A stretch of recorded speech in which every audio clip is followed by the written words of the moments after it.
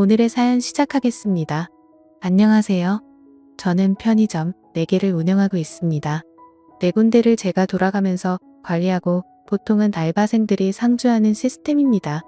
2호점 평일 야간 알바가 원래 근처 대학교 학생이었는데 이 친구가 어느 날 군입대 문제로 그만두게 되었습니다. 그래서 새로 알바 고직 공고를 냈고 이게 사건의 시작이 되었습니다. 2호점이 직영점이라 평일 야간은 11,000원인가 줬어야 했던 걸로 기억합니다. 보통은 직영점 평일 야간은 그만둘 때 전임자가 지인에게 넘기는 편인데 이번엔 그러지 못했습니다. 시급이 높으니 생각보다 연락이 많이 왔고 면접을 10명 정도 봤던 걸로 기억하는데 그 중에 23살짜리 키 작은 여자애가 굉장히 의욕이 있어 보였습니다. 지방에서 올라와서 현재는 휴학 중이라는데 부모님 손 벌리는 것도 정도가 있다고 생각해서 지원했다고 했고 그 마인드가 기특해서 기꺼이 그 친구를 뽑았습니다. 처음 한 달 정도는 일을 무난하게 잘했습니다. 편의점을 4개나 굴리니까 알바생 숫자도 꽤 되어서 나름 사장이랍시고 분기별로 알바생들 모아다가 조촐하게 회식을 합니다. 회식이래 봤자 근처에 싸구려 고깃집에서 삼겹살에 소주하는 정도지만요. 보통 1차에서 기분 좋게 끝내고 파합니다.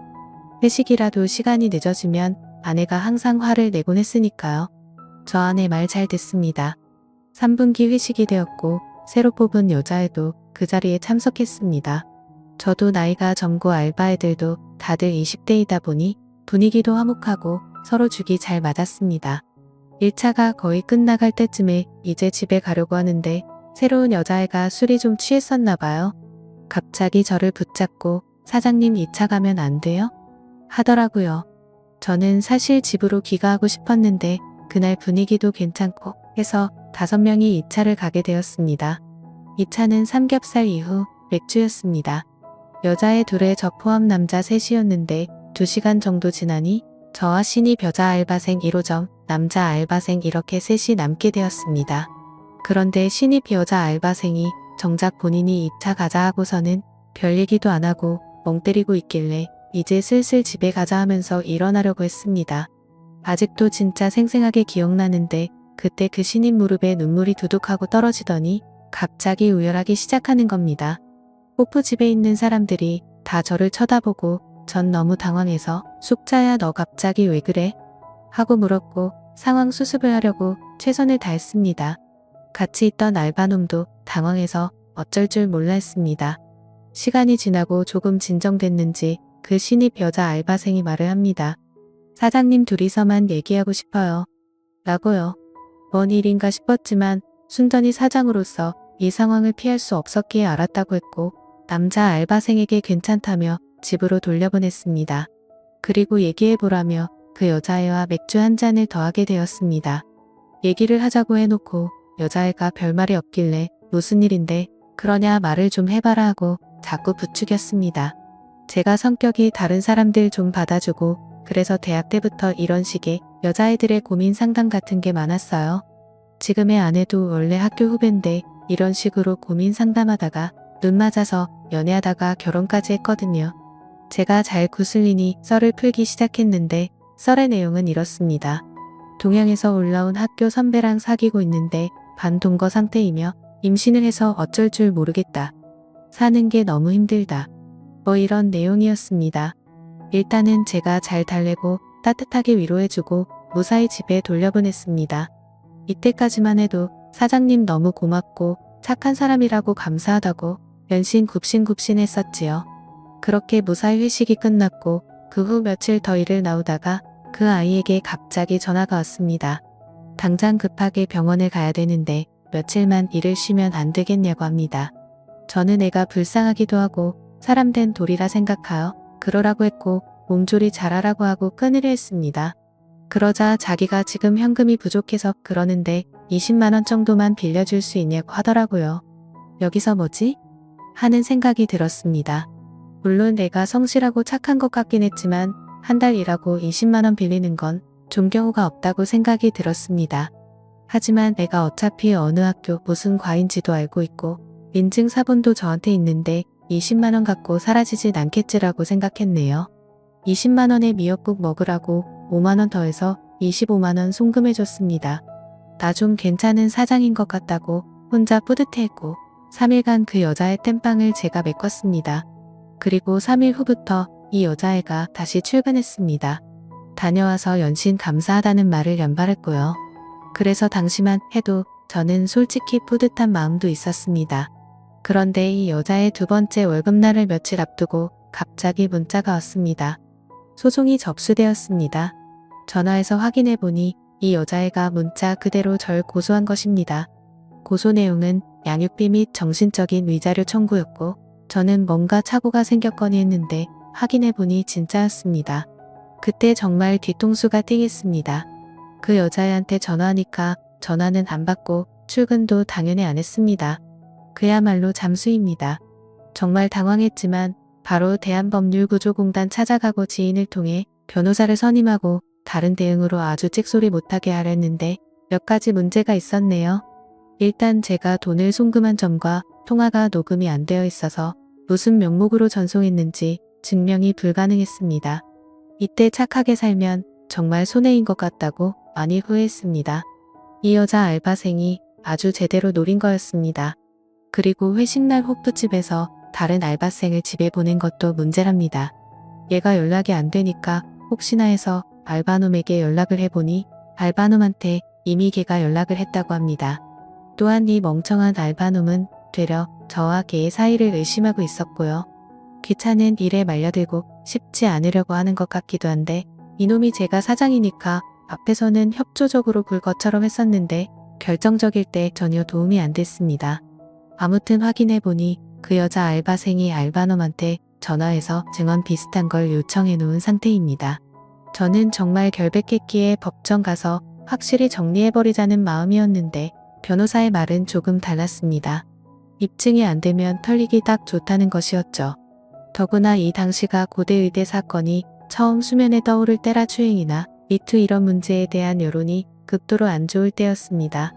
여론이 판결을 좌지우지하는 건 아니지만 잘못해서 엮이면 인생 바로 끝나게 되는 딱 좋은 코스로 갈 수 있겠구나 싶었습니다. 일단 임신 중 친자 확인을 알아보니 국내에서는 불법이었습니다.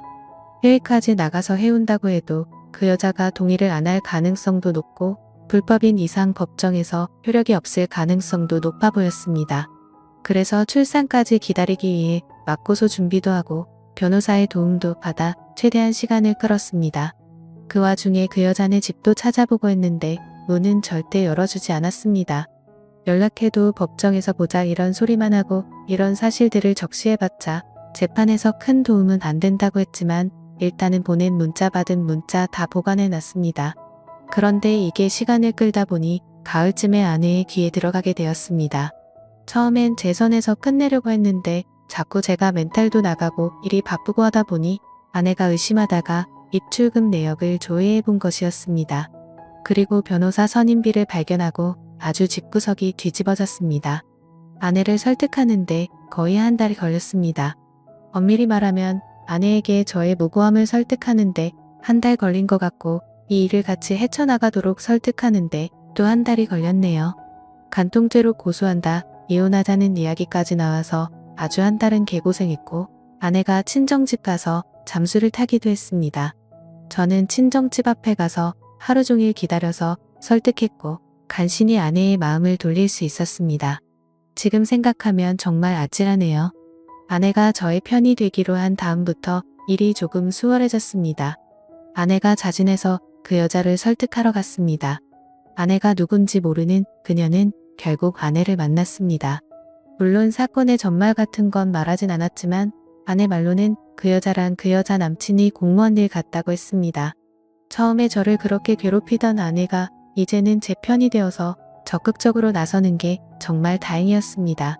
그리고 아내는 그녀에게 친자 확인 검사까지 하자고 했답니다. 그때부터 그 여자가 좀 겁먹기 시작했는데 결국 협상은 결렬되었고 그녀는 그 이후로 와이프를 만나주지 않게 되었습니다. 아내는 아내대로 뿔이 나서 저를 병원으로 데려가 친자 확인 검사를 준비시켰습니다. 그 여자가 출산을 하면 친자 확인 검사를 하고 바로 승수 후 맞고소하자고 부부끼리 대동단결했습니다. 그러던 와중 아내가 임신을 하게 되었습니다. 임신을 하고 나서 아내의 멘탈은 더욱 강해졌고 오히려 저희 생활은 안정적이 되어갔습니다. 역경이 있으며 부부는 강해지는 것 같네요. 갑자기 11월쯤 그녀에게 청천벽력 같은 연락이 왔습니다. 그 여자가 2주 전에 유산을 했고 지금은 퇴원했다는 겁니다. 이미 태아가 없어져 버린 상태라 친자 확인은 물 건너간 상태고 법정 공방은 점점 미궁으로 빠져들게 되었습니다.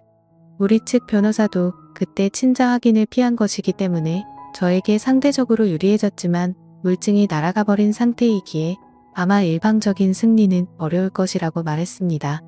오히려 합의를 추천했을 정도였고요. 실제로 그때 합의 가능성을 보여주면서 저에게 연락을 해왔습니다. 사태의 국면이 이렇게 흘러가니 아내의 기세도 갑자기 누그러졌습니다. 임신까지 겹쳐 감정 기복 때문에 종종 다투는 일도 생기곤 했고요. 그러던 중 저를 구원할 한 줄기 빛이 내려왔습니다. 친자 확인 검사를 위해 준비한 검사의 결과가 나왔네요. 그리고 저는 무정자증임이 밝혀졌습니다. 기쁨과 동시에 좌절이 동시에 몰려왔죠. 그 길로 저는 제 서류를 그 알바생에게 보내니 곧바로 꼬리를 내리면서 고소를 취하였고 저는 제 아내에게 가서 서류를 내밀면서 물었습니다. 내가 무정자증이 나오는데 넌 도대체 누구시로 임신을 한 거냐고 말이죠. 그러자 아내는 펑펑 울면서 잘못했다고 빌더군요. 얘기를 들어보니 제가 바람이 난 줄 알고 친정집에 가서 잠수를 탔을 때 딴 남자와 사고를 쳤다고 자백하더라고요. 자, 이게 웃어야 할지 울어야 할지는 난감하긴 했지만 차라리 잘 됐다고 마음을 다잡았습니다. 그 자리에서 우리는 너의 귀책 사유로 이혼한다고 통보를 했고 지금은 이혼 절차를 진행하고 있습니다. 참 아이러니하네요. 이상한 알바생 때문에 일이 꼬였다고 생각했는데 오히려 조상리 도운 기분도 듭니다. 여러분들 생각은 어떠신가요? 제가 이렇게 이혼을 강행해서 끝을 내는 게 맞겠죠? 현명한 댓글 달아주세요. 재미있게 시청하셨다면 구독, 좋아요 부탁드립니다.